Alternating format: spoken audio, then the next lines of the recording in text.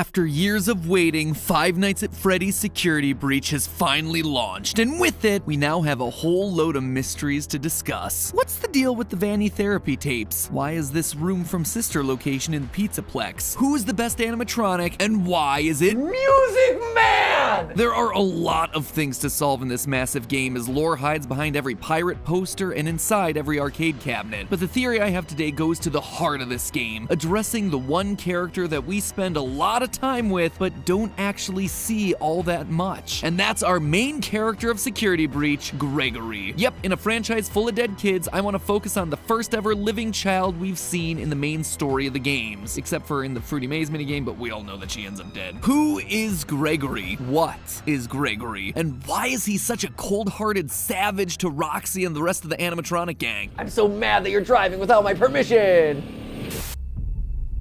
Oh my gosh! Gregory is brutal. My friends, the answers to those questions will recontextualize everything that you thought you knew about this series. So let's begin.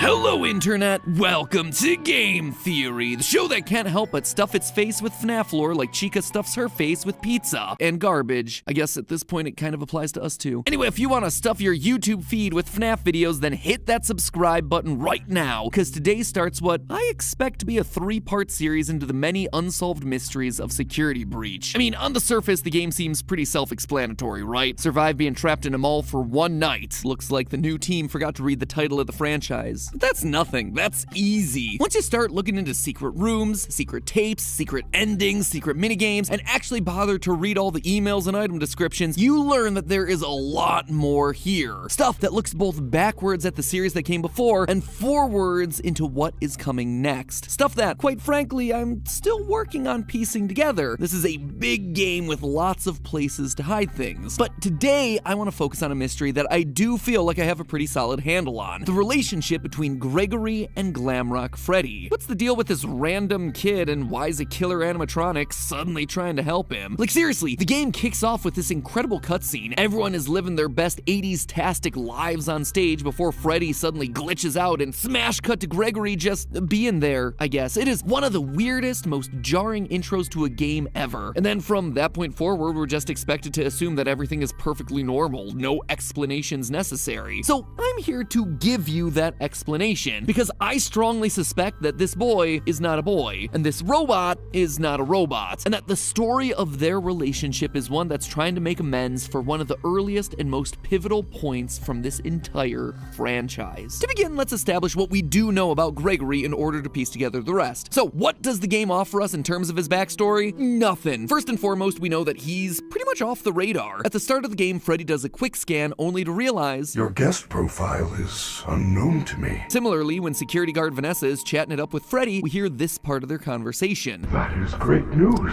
He can be returned to his parents. He can't. Turns out, there's no record of him. Clearly, Gregory is not a guest at the Pizzaplex. It also seems like he has nowhere else to go. In the game's bad ending, unlocked by just leaving the building at 6 a.m., we see Gregory winding up in an alleyway sleeping in a cardboard box. He appears to be homeless. He's an orphan. This then explains a few other things that we see around the Pizzaplex. In a couple of hidden locations around the building, we find little dens that are filled with drawings, plushies, and beds. The most notable one being the one behind the daycare center. Gregory seems to be living inside the Pizzaplex, which would explain his lack of a guest pass. We can't even be sure that his name is Gregory. In the game's opening scene, Gregory has no issues speaking to Freddy. Will you shut up? Who said that? I did. However, once Freddy asks him for his name, he stutters. I'm Gregory. Why would he stutter on his name when he was clearly fine answering everything else just seconds before? So, what? Is that it? Gregory's just some homeless kid that sets up shop in the Pizzaplex and happens to get wrapped up in Afton and Vanny's plans? Yeah, right. Of course not. Nothing in this franchise is ever an accident. Take a look at Gregory here. Notice anything familiar? Dark eyes, brown hair with a piece fallen between his eyes, shorts, a shirt with 2 stripes across the middle. Ladies and gentlemen, Gregory is none other than the crying child. Don't believe me? Early on, we get this weird moment when Freddy suddenly stops what he's doing and says this. I feel you are broken. We all know that the language in this franchise is never chosen by accident. Everything is meticulously crafted, so is it a coincidence then that the word broken is only used one other time in the FNAF series to describe a child? That iconic FNAF 4 clip with crying child and golden Fredbear, "You're broken, we're still your friends. I will put you back together." The fact that both crying child and Gregory look alike and are considered to be broken screams of a connection existing between these two. Him being the crying child would also explain why he has nowhere else to go. His dad is an undead zombie living inside a yellow bunny suit, and his mom is MIA. There's also lines like this. Your parents want you to follow me. Your family is looking for you. Let me take you to your parents. On one hand, this just sounds like Chica spouting out some generic security protocol. On the other hand, if indeed Gregory is the crying child, Chica's lines here take on a whole new meaning, because she is quite literally bringing him to his family, his father living in the basement, William Afton. But obviously there's one big problem with this, one that I'm sure all of you are screaming at your monitors or typing aggressively down in the comments. Crying child is dead. He died in FNAF 4 when his older brother Michael picked him up to be chomped. And not only did he die, his soul then went on to be one of the two spirits possessing Golden Freddy, the other being the vengeful spirit Cassidy, before he was finally put to rest by the puppet in the happiest day ending of FNAF 3. This kid is well and truly gone. He is removed from the franchise. He is one of the few cards that are officially off the lore table. So why then do I dare invoke his name here? Because Gregory is a robot, a rebuilt version of the crying child. Flame shields activate, because it's time for everyone's favorite segment. MatPat uses the lore from multiple FNAF books to try and explain parts of the game that don't make sense. I'll try to make this as quick and painless for all of us as possible. In the books, children having tragic premature deaths and then being rebuilt as robots by their grieving fathers is something that happens a lot. Like, if I had a nickel for every time this plot line showed up, I'd have like 3 nickels, which isn't a lot, but it's weird that it happened 3 times. In the original novel trilogy, the whole big twist of that was that Charlie, daughter of Henry Emily, died as a kid, and that her father put her back together by building robotic versions of her, each one representing a different stage of her growing up development. Then again, in Fazbear Frights, we have the character of Eleanor, who is strongly implied to have been built as a replacement daughter, as well as Dr. Telbert, who developed Remnant as a way to preserve his sick and dying daughter. And all of this is without me even going into the numerous stories where children get swapped out for robots and or Fazgoo, which, once it has your DNA, basically creates a clone of you. If that's the future of the franchise, we're going down some weird paths, my friends. Anyway, to summarize, there's evidence in the wider canon that FNAF 4's lines about the crying child being broken and needing to be put back together were meant to be much more literal than any of us first suspected. But we don't even have to go that far. Within Security Breach itself, there is plenty of evidence to suggest that Gregory isn't exactly what he seems. When Vanny spots you and starts to get closer, your vision gets a CRT effect, basically the horizontal lines that old TV monitors used to get. And it's worth remembering that since this is a first-person game, that is representing your vision. So why are your eyes suddenly behaving like cameras on the fritz? Unless, you know, they are cameras on the fritz. Later in the game, once we defeat Roxanne Wolf, we can take out her eyes and upgrade Freddy. Our Fazwatch tells us that, quote, Roxy sees things differently than others. Sometimes she'll stare and talk to the other bots through walls. She's able to see things that others can't, which allows us to see collectibles like secret CDs. In a way, she has a sort of X-ray vision, which is why when you first install him into Freddy, his comment really stands out. How are your new eyes? I am having a hard time adjusting. You look different to me. It's almost like he was seeing Gregory as a normal child, but now that he has these new eyes, he's able to see through Gregory's skin and reveal something that he wasn't expecting, like, say, an animatronic endoskeleton. Also, Gregory can be inside Freddy when he's inside the charging stations, which on its own feels weird. Like, I kinda expected you to hop out and leave him to charge, but nope, we pilot him inside of it and then sit there as he charges. Or could it be that those charging stations are as much for us as they are for him? Remember that secret den behind the daycare where we assumed Gregory Gregory's living, there's a strange amount of decommissioned and what appear to be salvaged security robots. Maybe for a kid who needs a robotic upgrade. The fact that there's no record of Gregory would also make sense. If he's an animatronic, there wouldn't be records of him because he's not technically a human. It would also explain why Gregory has no parents. But maybe the biggest point of evidence comes from the very beginning of the game, where during the opening cutscene we see Freddy glitch out. This sets him on a course of being good for the rest of the game. But what causes that glitch to happen in the first place? Well, by going frame by frame, we can see that there's a security threat on the loose, and it looks to be a small child. What? It's Gregory. It has to be. Gregory is the threat here, a robot that poses a threat to Freddy's programming. But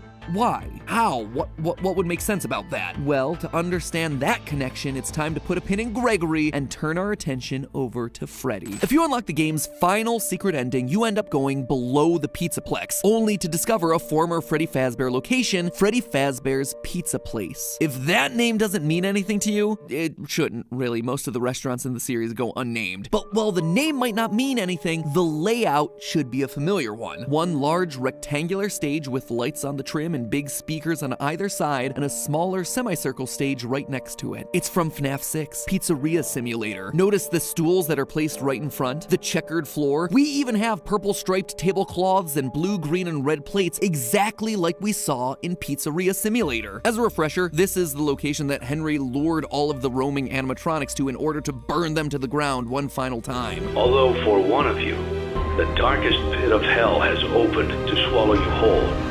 So don't keep the devil waiting, friend. And this is it, here. Seems like Henry's plan didn't quite work as expected. We still see pretty much everyone that he tried to torch away, and they're all alive and well and thriving underground. Springtrap is there, Molten Freddy is there as this big black blob, and if you look inside that blob, you can even see Baby, and heck, even the puppet. Kinda lessens the impact of that Savage Henry speech from FNAF 6, but whatever. Anyway, the reason I bring this up, outside of it giving me a chance to remind everyone that I totally called something like this happening at the end of the last theory from a year ago, is that one character is notably absent here, Michael Afton, who we're reasonably sure was the guard working at the FNAF 6 location and the one who helped to burn it down. And to you, my brave volunteer, who somehow found this job listing not intended for you.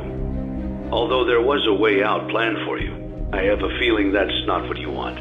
I have a feeling that you are right where you want to be. After being scooped, turning purple, and trying to undo his family's sins location by location, he went down with the ship and burned alongside his father and sister, which means that presumably he should be here somewhere, and yet he's not. Unless, of course, he's taken on a new form, say perhaps Glamrock Freddy. We know for a fact that Freddy's been down here based on some of the lines that he drops during the finale. I know what this is.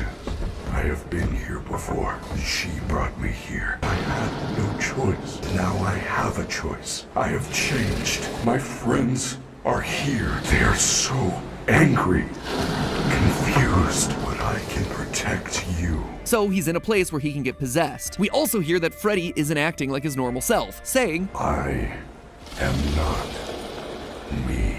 And in yet another ending, the fire ending, Freddy is more than prepared to set the place ablaze, much like Michael Afton did to Fazbear Frights at the end of FNAF 3. I guess old habits die hard. And nothing says that clearer than the replica of Mike's room from Sister Location that's hiding inside the Pizzaplex. Yeah, for those of you who don't know, hidden inside the mall is the exact replica of Mike's living room from Sister Location, down to the TV, lamp, and basket of exotic butters. Exotic butters. Exotic. But here's the kicker. Over on Mike's wall is a coded message, one that was solved through an incredible team effort from Dawko and the rest of the FNAF subreddit. It reads as follows, quote, "Break and mend, I built the breath. They hunt now, drawn to life. Not real, still me. And frit and fraught with thought and zest, and guessed no blunt woes. Dodge, duck, flash, shoot, crawl, run, crush the vile band. Cry not, try not, do not hold out hope. Your life, your aim will save those with soul." I feel like this is some sort of a poetry reading. Snaps, everyone. Snaps. Snaps. Yeah, man, cue the bongos. All right, basically, this is just a bunch of fancy talk, all relating to Mike's personal journey. The first line is all about breaking and repairing things, and in doing that, creating new life. In other words, Ennard and Baby. The rest is all about his commitment to try and stop the evil animatronics and try to save any of them with a soul left in their bodies. Now, does the presence of this room and poem necessarily mean that Mike is Freddy? No, but I do think it's telling that we're reminded of Mike's commitment to save everyone inside of a room that you're required to find alone in the dark, i.e. without Glamrock Freddy hovering over your shoulders. Heck, during the finale, we even get this line from Glamrock Freddy. My friends are here.